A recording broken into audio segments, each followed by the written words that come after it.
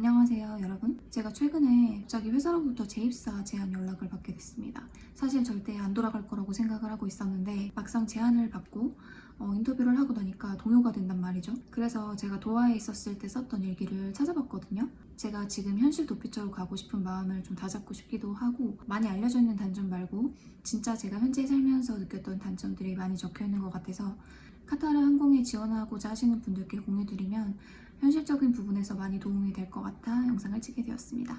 본론으로 들어가기 전에 이건 지극히 제 개인적인 느낌이고요. 모든 카타르 승무원들의 생각을 대변하지 않는다는 점 참고 부탁드립니다.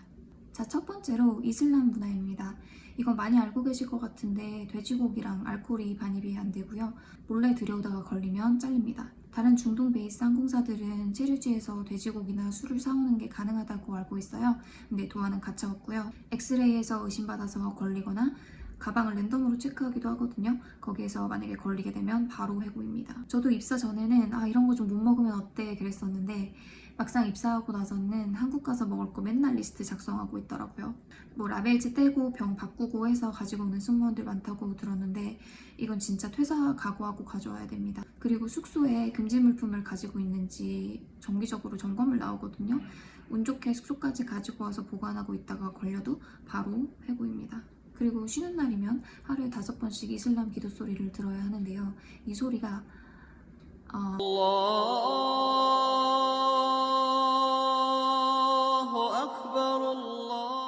종교는 강요하지도 받지도 않아야 한다는 주인데 한국에서도 종교가 없던 저로서는 솔직히 거부감이 들었던 게 사실이고요. 사원이 저희 숙소 근처에 있어서 소리가 되게 크게 들렸던 것도 스트레스가 점점 커졌던 원인 중에 하나였던 것 같고요.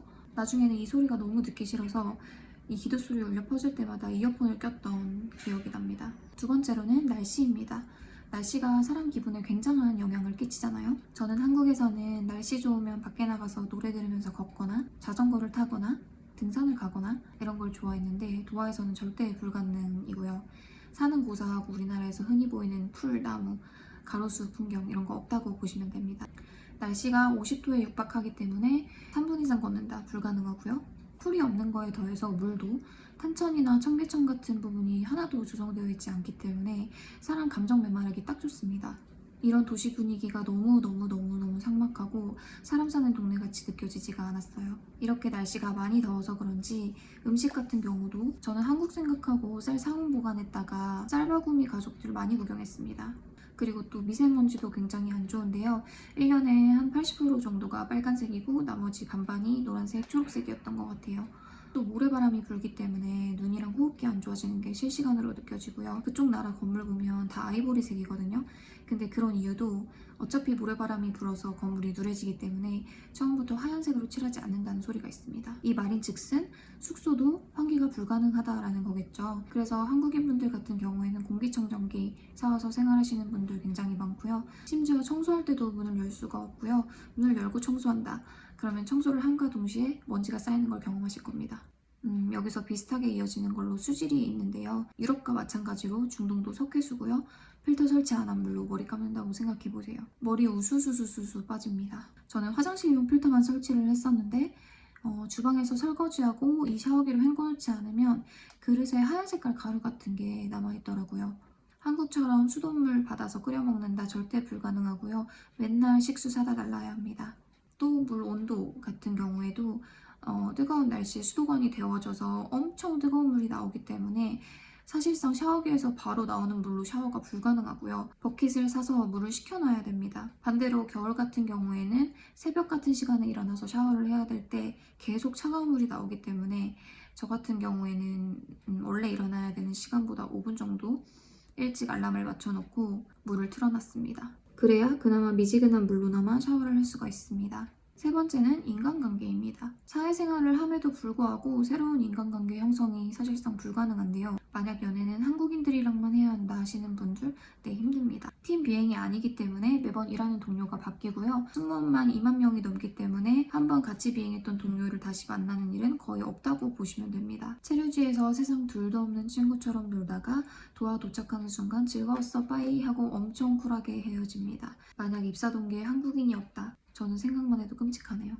네 번째는 인터넷인데요. 인터넷 속도가 한국의 3분의 1 정도밖에 안 되는 것 같고, 친구가 동영상 하나 보내줬는데 그거 다운받으려면 진짜 거짓말 안 하고 5분 이상 걸리는 것 같습니다. 네이버 동영상 같은 거 전혀 재생이 안 되고요. 카톡 음성 통화나 비디오 통화가 전혀 되지 않기 때문에 사용을 하려면 우회하는 프로그램을 깔아야 합니다. 다음은 고립감과 향수병입니다. 무슬림이나 옷차림 다들 아시죠? 그리고 그 외에는 인도나 스리랑카, 방글라데시, 파키스탄에서 온 외노자들인데 이 사이에 껴있다고 생각해보세요. 참고로 거리에 여자가 혼자 다니는 걸 한 번도 본 적이 없습니다. 동양인 여자로서 그런 환경 속에 있다는 게 이방인이라는 느낌이 되게 강하고요. 타국에 사시는 분들이 대부분 이렇게 느끼시겠지만 그게 무슬림들 사이에서는 더 크게 느껴집니다. 뭔가 나와는 너무 다른 그림의 집단이어서 해외 생활의 색다름보다는 약간 떨궈진 느낌이 강하고요. 그리고 실제로 길이나 마트에 갔을 때 외노자들의 그 눈빛, 대놓고 저에 대해 속삭이는 걸 들으실 수가 있고요. 자기네들끼리 눈빛 공유하면서 쟤 좀 보라고 툭툭 치면서 한국인이니 중국인이니 하는 건 예산일입니다. 또 상대적으로 시간이 많음에도 불구하고 오프 때 문화생활을 전혀 할 수가 없습니다. 저는 혼자 되게 잘 노는 편이고 쉬는 날 읽고 싶었던 책을 빌리러 도서관에 간다거나 보고 싶었던 영화를 보러 영화관에 간다거나 백화점으로 쇼핑을 간다거나 앞서 말했던 것처럼 밖에 나가서 걷는 거를 좋아하는데 도하에서는 이 모든 것들을 할 수 없으니 사람이 우울증이 안 오고 백이겠어요? 세류지 여행도 마찬가지입니다. 여행은 어디를 가느냐가 중요한 게 아니라 누구랑 가느냐가 중요하잖아요. 좋은 데 가면 가족 생각나고 친구 생각나서 좋은 게 아니라 사람이 되게 우울해집니다. 같이 여행했던 동료들은 만날 가능성이 적다고 했잖아요. 이 얘기는 추억을 공유할 친구가 없다는 거겠죠? 우리 어디서 무슨 일 있었잖아, 먹었는데 되게 맛있었잖아, 이런 추억팔이 누구랑 할까요? 여행을 해도 공허 그 자체고 의미를 느끼기 어렵습니다. 여섯 번째는 사내 리포팅 시스템입니다. 다른 항공사들과 달리 카타르 항공은 서로의 잘못을 윗선에 찌르는 문화가 아주 잘 발달되어 있습니다. 내가 비행에서 10개 중에 9개를 잘했어. 근데 1개를 실수했어. 근데 이상한 동료가 그 1개를 퍼포먼스 팀에 보고했어? 그러면 바로 불려가는 거고요. 경중에 따라서 경유소로 끝나기도 하고 6개월 동안 퀵턴 비행만 받는 페널티를 받기도 합니다. 유튜브나 인스타그램 같은 SNS는 사용자재 광고가 아닌 금지고요.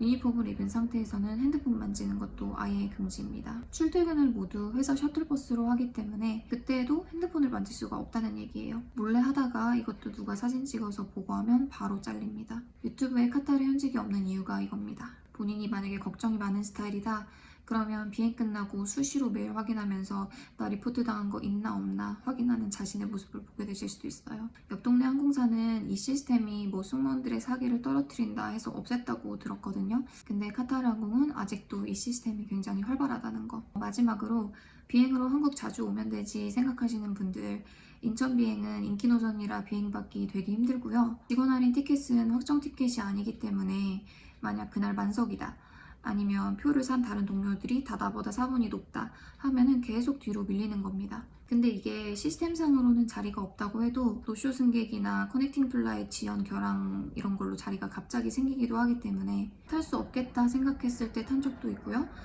탈 수 있을 거라고 확신했는데 타지 못해서 그냥 집으로 돌아가야 했던 경우도 많습니다. 한마디로 한국 한 번 가는 게 전쟁이에요. 비행과 할인 티켓으로 한국을 자주와 향수병을 극복하겠다라는 기대는 애초에 안 하는 게 정신건강에 이롭습니다.